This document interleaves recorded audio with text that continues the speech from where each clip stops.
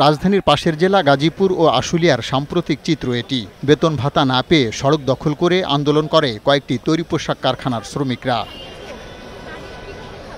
দীর্ঘক্ষণ তারা সড়কে অবস্থান নেয় রাজধানীর সাথে উত্তরবঙ্গ ও ময়মনসিংহ বিভাগের অধিকাংশ জেলার মধ্যে যান চলাচল বন্ধ হয়ে যায়। চরম ভোগান্তিতে পড়েন যাত্রীরা। অনুসন্ধানে দেখা গেছে পোশাক শিল্প কারখানার পুরনো সমস্যাগুলোই বারবার মাথাচাড়া দিয়ে ওঠায় শ্রমিক অসন্তোষ বাড়ছে।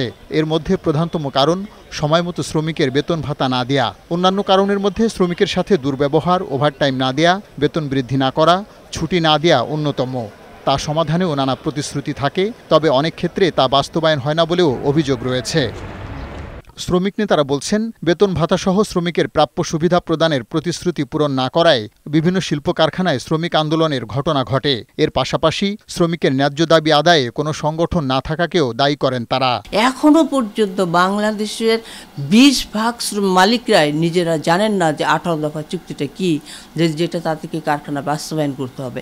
ট্রেড ইউনিয়ন না থাকার কারণে যেটা হচ্ছে সেটা হলো শ্রমিকরা তাদের ক্ষুব্ধতা প্রকাশের জন্য বাইরে চলে যাচ্ছে, গিয়ে অবরোধ করছে, সড়ক মহাসড়ক অবরোধ করছে।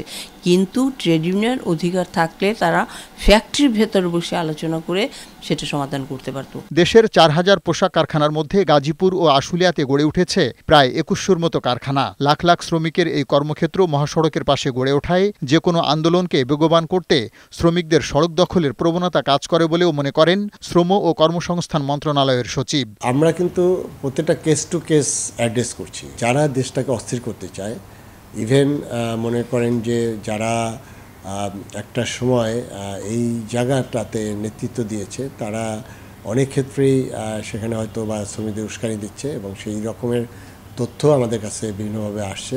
বৈরী সম্পর্ক দূর করার জন্যই আমাদের শ্রম মন্ত্রণালয়ে আমরা দিনরাত কাজ করে যাচ্ছি এবং আমাদের লেবার অ্যাক্টের অনেকগুলো অ্যামেন্ডমেন্টও আমরা করব।